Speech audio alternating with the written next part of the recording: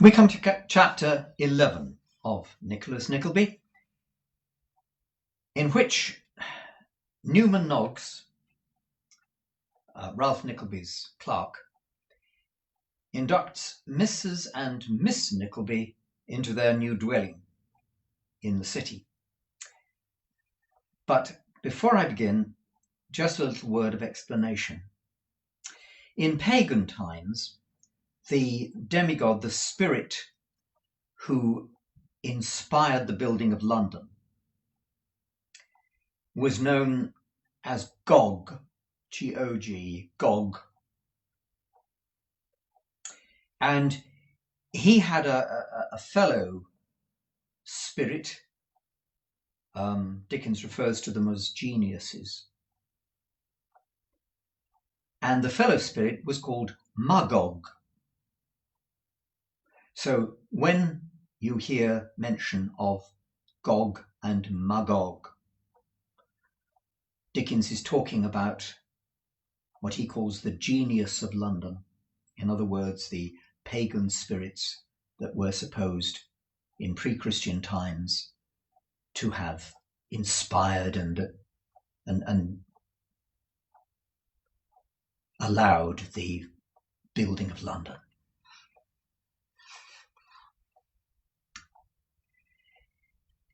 Miss Nickleby's reflections as she wended her way homewards were of that desponding nature which the occurrences of the morning had sufficiently been calculated to awaken. Her uncle's was not a manner likely to dispel any doubts or apprehensions she might have formed at the outset. Neither was the glimpse she had had of Madame Mantalini's establishment by any means encouraging. It was with many gloomy forebodings and misgivings, therefore, that she looked forward with a heavy heart to the opening of her new career. If her mother's consolations could have restored her to a pleasanter and more amiable and enviable state of mind, there were abundance of them to produce that effect. By the time Kate had reached home, the good lady had called to mind 2 authentic cases of milliners who had been possessed of considerable property, whether they had acquired it all in business or had a capital sum to start with, or had been lucky, or had married to advantage. She could not exactly remember. However, as she was very logically remarking, there must have been some young person in that way of business who had made a fortune without having had anything to begin with, and that being taken for granted, why should not Kate do the same? Miss La Creevy, who was a member of the little council, ventured to insinuate some doubts relative to the probability of Mrs. Nickleby's arriving at this happy consummation in the compass of one ordinary lifetime. But the good lady set the question entirely at rest by informing them that she had a presentiment on the subject, a species of second sight with which she had been in the habit of clenching every argument with the deceased Mr. Nickleby, and that in 9 times and 3/4 out of every 10 determining it the wrong way. "I am afraid it is a very unhealthy occupation," said Miss La Creevy. I recollect getting the 3 young milliners to sit to me when I first began to paint, and I remember that they were all very pale and sickly." Oh, that is not the general rule, by any means," observed Mrs. Nickleby, "for I remember as well as if it were only yesterday employing one that I was particularly recommended to make me a scarlet cloak at a time when scarlet cloaks were fashionable, and she had a very red face. "Perhaps," said Miss La Creevy, "she drank." "Oh, I don't know. No, that can't have been," returned Mrs. Nickleby. "No, no, no, no. But I do know that she had a very red face, so your argument goes for nothing." In this manner, and with this powerful reasoning, did the worthy matron meet every little objection that presented itself to the new scheme of the morning. Happy Mrs. Nickleby! A project had to be but new, and it came home to her mind brightly varnished and gilded in a glittering way. This question disposed of, Kate communicated her uncle's desire about the empty house, to which Mrs. Nickleby assented with equal residence, characteristically remarking that on fine evenings it would be pleasant for them to walk together to the west, so that she could fetch her daughter home, and no less characteristically forgetting that there were such things as wet nights and bad weather to be encountered in almost every week of the year. "I shall be sorry, truly sorry, to leave you, my kind friend," said Kate, speaking to Miss La Creevy, on whom the good feeling of the poor miniature painter had made such a deep impression. "You shall not shake me off for all that," replied Miss La Creevy, with as much sprightliness as she could assume. "I shall see you very often, and come and hear how you get on, and if in all London, or all the wide world beside, there is no other heart that takes an interest in your welfare, then there will be one lonely little woman who prays for it night and day." With this the poor soul, who had a heart as big enough for Gog, the guardian genius of London, and enough to spare for Magog to boot, after making such a great many extraordinary faces which would have secured her an ample fortune could she have transferred them onto an ivory or canvas, she sat down in a corner and had what she termed a real good cry. But no crying or talking or hoping or fearing could keep off the dreaded Saturday afternoon, or Newman Noggs neither, who, punctual to his time, limped up to the door and breathed a whiff of cordial gin through the keyhole, exactly as such of the church clocks of the neighbourhood had agreed among themselves about the time striking 5. Newman waited for the last stroke and then knocked. "From Mr. Ralph Nickleby," said Newman, announcing his errand when he got upstairs with all possible brevity. "We shall be ready directly," said Kate. "We have not much to carry, but I fear we must have a coach." "I'll get one," replied Newman. "Indeed, you shall not trouble yourself," said Mrs. Nickleby. "I will."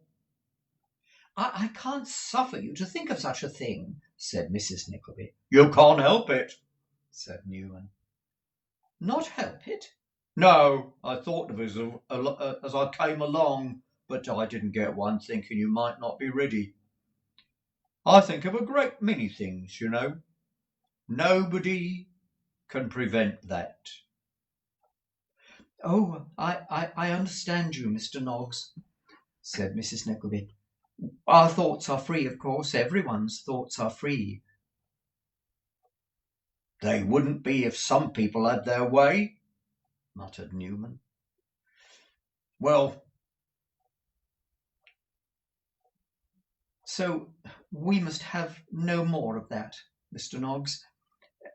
But it's very true what you say," rejoined Mrs. Nickleby.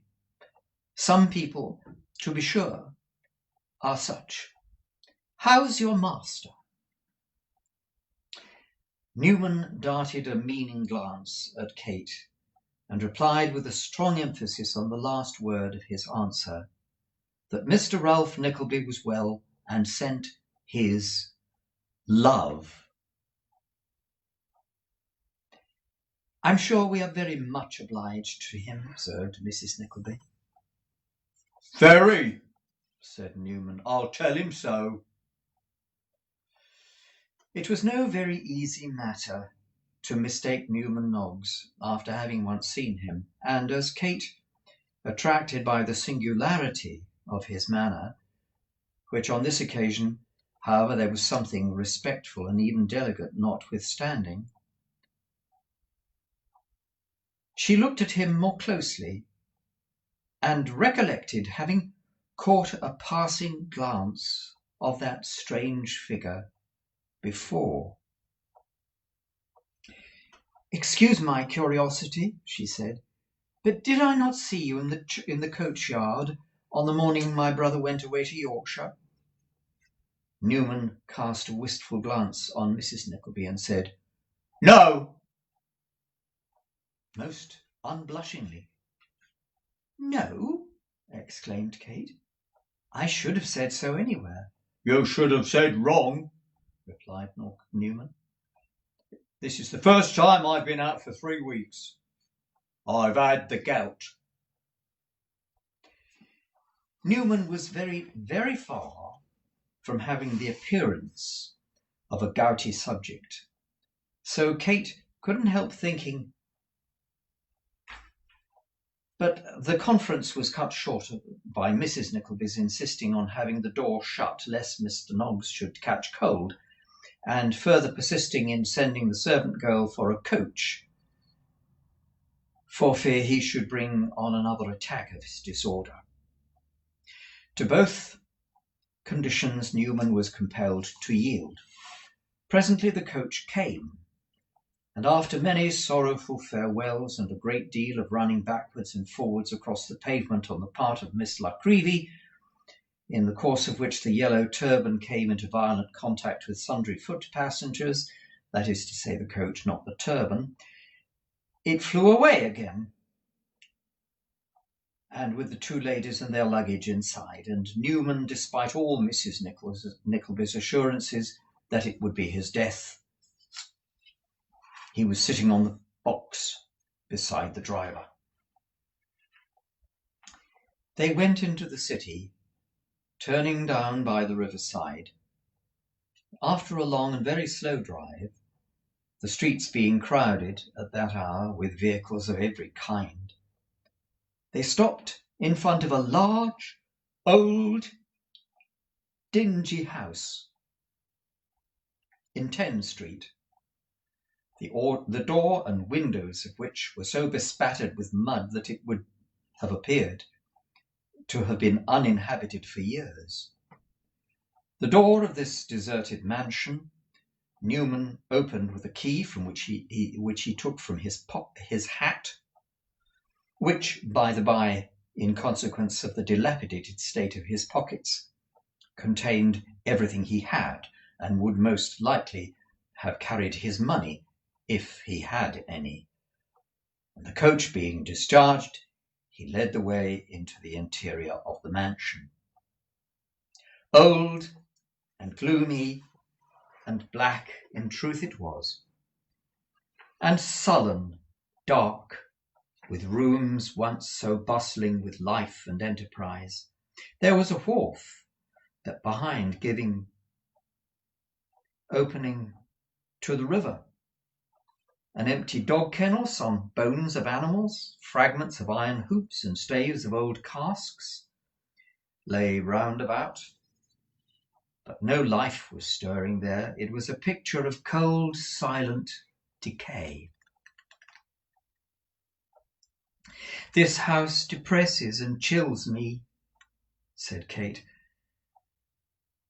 "and seems some blight has fallen upon it.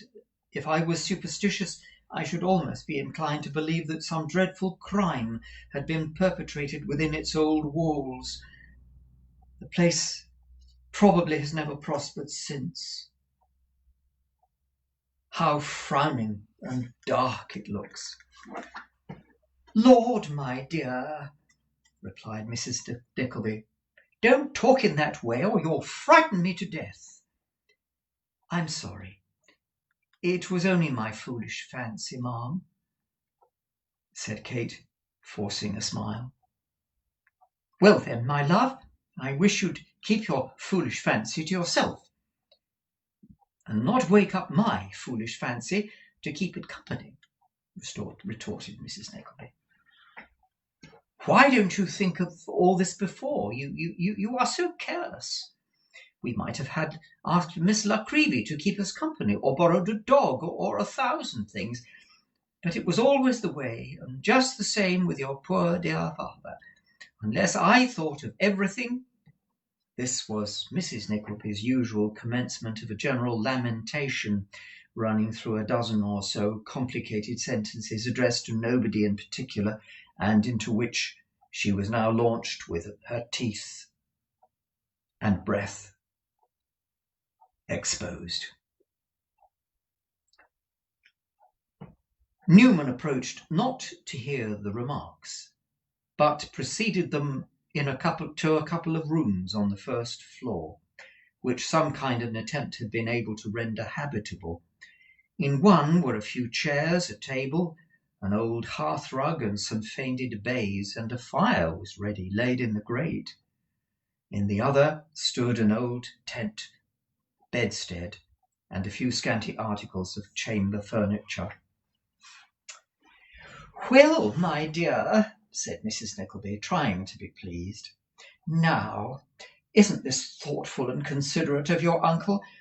Why, we should not have had anything but the bed we bought yesterday to lie down upon, if it hadn't have been for his thoughtfulness." "Very kind indeed," replied Kate, looking round.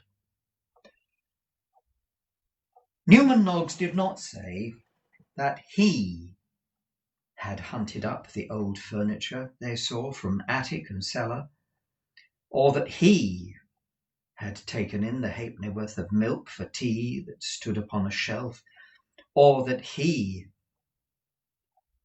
had filled the rusty kettle on the hob, or collected the wood from the wharf, or begged the coals. But the notion of Ralph Nickleby having directed it to be done tickled his fancy so much that he couldn't refrain from crackling all his 10 fingers in succession, at which performance Mrs. Nickleby was rather startled at first, but supposing it be the same to Newman as anything, and probably some remote manner connected with the gout, so she did not remark thereupon. "We need not detain you any longer, I think," said Kate. "Is there nothing I can do?" asked Newman. "Nothing, thank you," rejoined Miss Nickleby. "Perhaps, my dear, Mr. Noggs would like us to give him something so that he can drink our healths." This came from Mrs. Nickleby, fumbling around in her reticule for some small coin. "Yes, maybe, although," said Kate, hesitating and remarking Newman's averted face, "no, I don't think it would be a good idea. Maybe you would hurt Mr. Newman's feelings if you offered it." Newman Noggs, bowing to the young lady once more like a gentleman, instead of like the miserable wretch he seemed, placed his hand upon his breast, and pausing a moment with the air of a man who struggles to speak but is uncertain about what to say, simply quitted the room. As the jarring echoes of the heavy house door closing on its latch reverberated dimly through the building. Kate felt half tempted to call him back and begged him to remain a little while, but she was ashamed of her own fears. And Newman Noggs was on his own homewards anyway.